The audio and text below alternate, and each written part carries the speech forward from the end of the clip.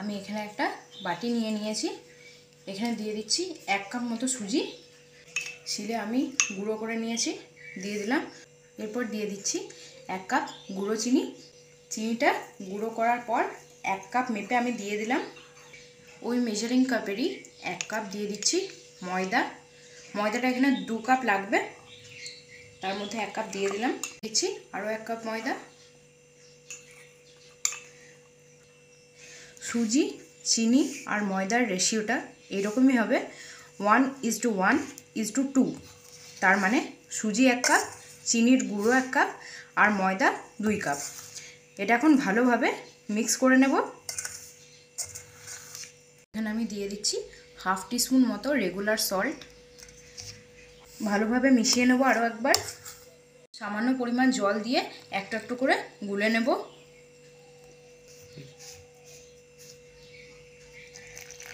জলটা একটু বুঝে বুঝে দিতে হবে, খুব বেশি পাতলা এখন যেন না হয়ে যায়। ভালোভাবে গুলে নিচ্ছি। এ দেখো বন্ধুরা কি সুন্দর বাবলস উঠছে। এটা এখন আমি 15 মিনিট রেস্টের মতো রাখবো। ফিরে আসছি 15 মিনিট পর। 15 মিনিট পর ফিরে এলাম।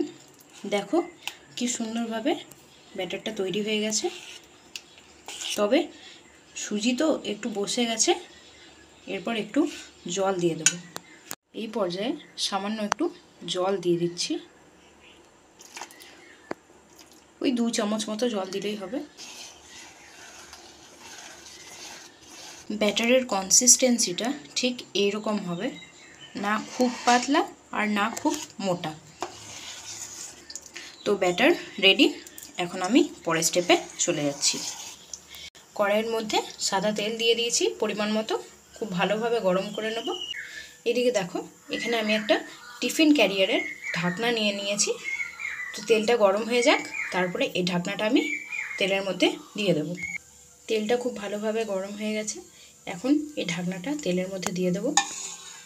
খুব আস্তে করে দিতে হবে, ঢাকনাও খুব ভালোভাবে গরম হয়ে যাবে। এরপর পুরো তেলটা ঝরিয়ে নেব।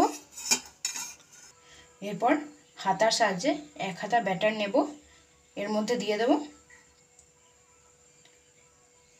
এরপর ঢাকনা সহ তেলের মধ্যে ছেড়ে দেব। দেখো বন্ধুরা কি সুন্দর ফুলে এসেছে, ঢাকনা থেকে কি সুন্দর বেরিয়ে এসেছে, আর ঢাকনাতে 1 ফোঁটাও ব্যাটার লেগে নেই। তার মানে এটা প্রায় ভাজা হয়ে গেছে, নামিয়ে নেব। একটা ভেজে তুলে নিয়েছি, এরপর আরেকটা তৈরি করে নেব।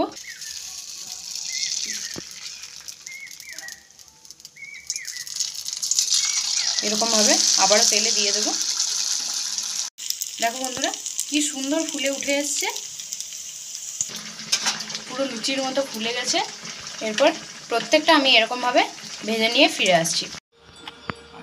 দেখো বন্ধুরা প্রত্যেকটা আমি ভেজে নিয়ে ফিরে এসেছি। তোমাদেরকে একটা ভেঙে দেখিয়ে দিই কি সুন্দর ফুলেছে। দেখো বন্ধুরা কি সুন্দর জালিদার হয়েছে।